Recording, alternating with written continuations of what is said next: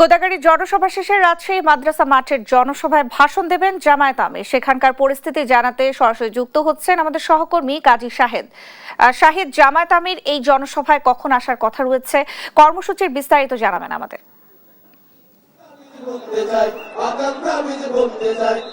ধন্যবাদ ন্যান্সি। জামাতের যে জনসভাকে ঘিরে ইতিমধ্যেই মাদ্রাসা মাঠে আসতে শুরু করেছেন দলীয় নেতাকর্মীরা।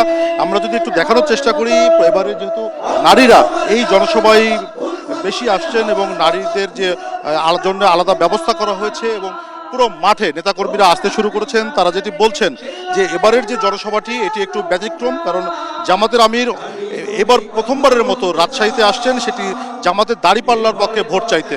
রাজশাহীর এই ঐতিহাসিক মাদ্রাসা মাঠ থেকে দলের 5 জন প্রার্থীকে পরিচয় করিয়ে দেওয়া হবে এবং এখান থেকে দাঁড়িপাল্লার পক্ষে তিনি ভোট চাইবেন।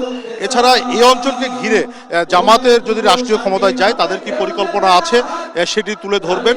তো ইতিমধ্যেই রাজশাহীর এই যে মাদ্রাসা মাঠের জনসভাটি দলীয় সিদ্ধান্ত অনুযায়ী 4:30টায় মাদ্রাসা মাঠের এই ঐতিহাসিক মাদ্রাসা মাঠের জনসভা মঞ্চে আসবেন দলটির কেন্দ্রীয় আমির ডাক্তার শফিকুর রহমান।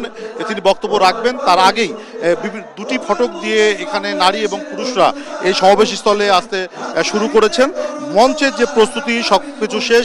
অধীর আগ্রহে এখানকার যারা কর্মী সমর্থকরা আছেন জামায়াতের, তারা তার বক্তব্য শোনার জন্য এই মাঠে জমায়েত হতে শুরু করেছেন। নিরাপত্তা বাহিনীর যে সদস্যরা তারাও মঞ্চকে ঘিরে ইতিমধ্যে তাদের প্রস্তুতি সম্পন্ন করেছেন। বলা যায় যে বিকেল 4টা নাগাদ এই মাঠটি একেবারে পরিপূর্ণ হবে বলে জামাত দাবি করেছে। বিশেষ করে তারা এবার প্রথমবারের মতো তাদের সমাবেশে নারীদেরকে নিয়ে এসেছেন এবং তারা যেটি বলছেন যে বিপুল পরিমাণ নারী সমর্থক যারা আছেন, কর্মীরা আছেন, তারা এই সমাবেশ স্থলে আসবেন।